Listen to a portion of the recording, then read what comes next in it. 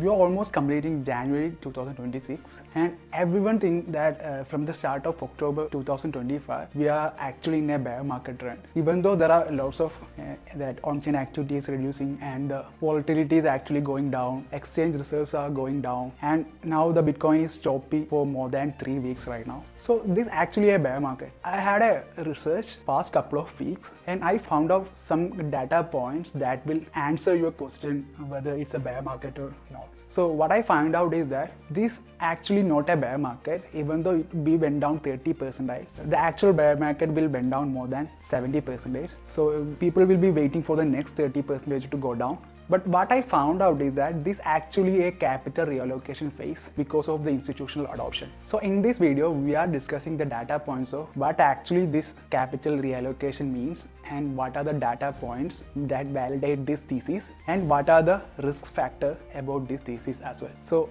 come along for further insights. My name is Saleh. In this channel, we are discussing macro crypto aspects, mainly after the institutional adoption. So just subscribe to this channel for further contents. Let's start with ETFs. So ETFs are the main critical point in this narrative shift. If you're following crypto very carefully, you should know that most of the people were analyzing the crypto market as a cycles, like the accumulation phase and the large bull market, and later on there should be a very deep bear market like 70% or something. So in this institutional era, like after January 2024, the cycle is already overdue by the institutions. So what actually happening is right now is the ETFs are now defining the new structure for the Bitcoin. So as of January 2026, from the start of 2024, now around 1.3 million BTC in ETF. That means exactly around 7%. So the ETF adoption of the Bitcoin is very huge right now. And IBIT is the leading ETF in the market. For an example, if IBIT took in around $100 million worth of ETFs, what actually that means, it is actually taking the liquidity from the exchanges. So that 100 million will be converted as an ETFs. So then you will see a exchange outflow, and you can also see the on-chain activities is reducing because ETFs are more regulatory and more easy to use in the perspective of institution. So instead of holding the BTC in on-chain, most of the people will be now moving to ETFs right now. So as of 2026, if you are investing in crypto, you should need to understand how the institutional capital allocation will work. So they will allocate in a 1-year time period. The crash you saw in late 2025 is actually a institutional play and the leverage accumulation, because the people who betting on the cycle will be doing huge leverage trades at that point. But institutions has a different plans. So institution will be cutting down their profits from the early 2025, or means they are taking the profit along the way. So this mismatch caused the October crash in 2025, not actually the start of bear market. So according to the Bitcoin cycle, the bear market will actually start in the January, not in the October. October is Europhic phase according to the Bitcoin cycle.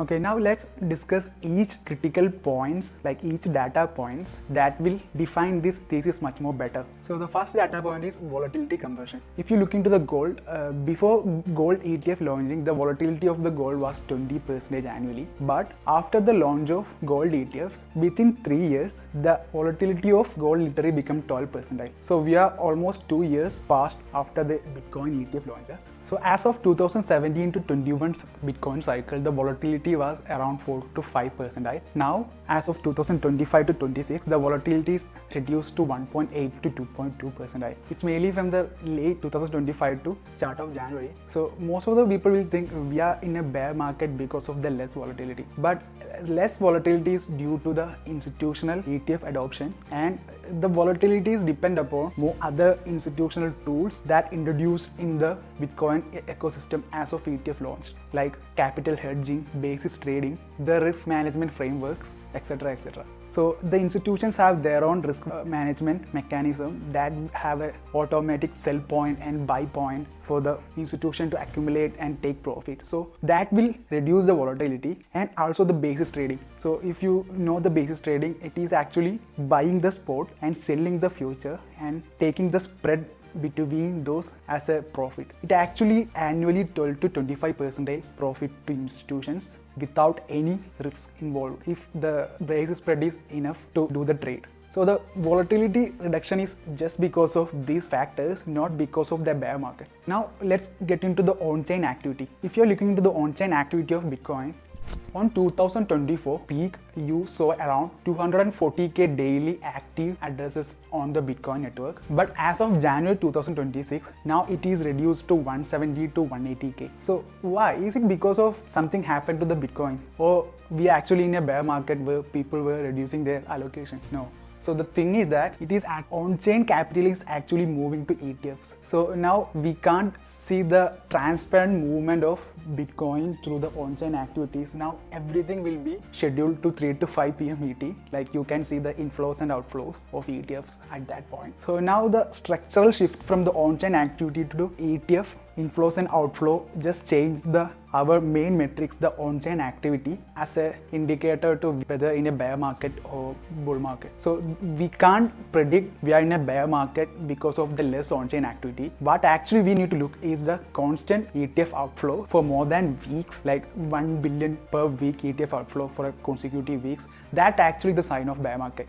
But right now, we are not seeing that kind of pattern. So the on-chain activities invalidate in the current institution phase. In order to really identify whether we are in a bear market or not, we need to also look into the ETF outflows very carefully. If you want to learn much more deeper on these inflows and outflow sides, you can check on my previous videos. I have been posted a couple of videos regarding the institutional inflows and outflow tracking. Now let's validate this capital reallocation phase from the historical example of gold. So how the gold transformed to an ETF product and what are the changes they had. On 2004, gold ETF just launched like $400 per ounce, but in 2025 and 2026, the volatility of gold is reduced. On 2007, the institutional adoption of the gold is accelerated. But interestingly, on 2008, we saw a financial crisis. At that point, most of the people's safe haven was gold. So people will be investing aggressively on the gold at that time. By 2011, gold valued around $1,900 per ounce. Now let's discuss this timeline, Bitcoin's ETF launch timeline, to identify the pattern. So gold took around 7 years to mature their ETF allocation to create the actual structure. So let's start with Jan 2024. Bitcoin ETF just launched. Now on 2024 to 2025, you can say this is a range bound phase or volatility compression phase, where you can see the pattern of inflows in the start of the year and the consecutive outflow of the end of the year, and the basis trading compression over the 2 years. Like if you are looking into the data, 2024 we saw a huge basis spread, and over the year it reduced right now. So if you want to learn more about the basis trading, we had a video in the channel, you can check it out. As of now, the 2026 we entered in a new phase, the reallocation phase. We are here right now. In this state, we can't predict full movements or patterns as of right now because it's still not matured enough. I think it will take maybe within 2027 to 2028 it will become more mature. Bitcoin ETF adoption will be more mature at that point. So what we can say is that as of our data, we won't see a huge spike and drop down as a halving cycle as previous. We will be seeing a grinding upward momentum with less volatility over the years as of institutions. So it will be more like other institutional assets.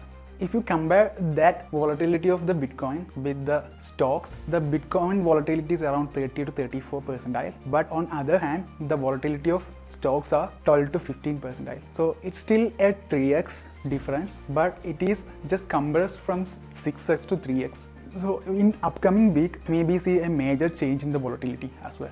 Even though we discussed this thesis, there should be some other edge cases that will override our thesis, like a huge panic in the market. In that case, we will see a huge ETF outflow from the institutional side. So it may invalidate the thesis. Or the regulatory issue, maybe some ETFs will be revoked because of some reason, and the tax laws changed, or Genius Act structure will be not valid anymore. That kind of scenarios will still happen and invalidate this thesis. but we are still not seeing that cases right now. Like if we enter into the 2008 kind of crisis, then we may see a macro recession as well that invalidate this thesis. Like Fed forced to hike the rate because of the recession and the credit issue and etc etc. So what if we are wrong? So in this case, this should be another cycle, and we can expect further breakdown to 75 to 60k within the 2026 to 2027 time period. And I will be redefining this thesis much more better along this year with more data. So even though I define this thesis, it may be get wrong because of these criteria. So whenever I get new data point, I will make a new video regarding that. So what you can do is that you can reposition according to this framework for the better portfolio management for your Bitcoin allocation.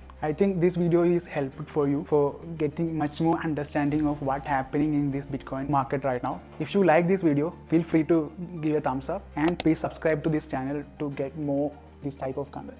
Thank you so much.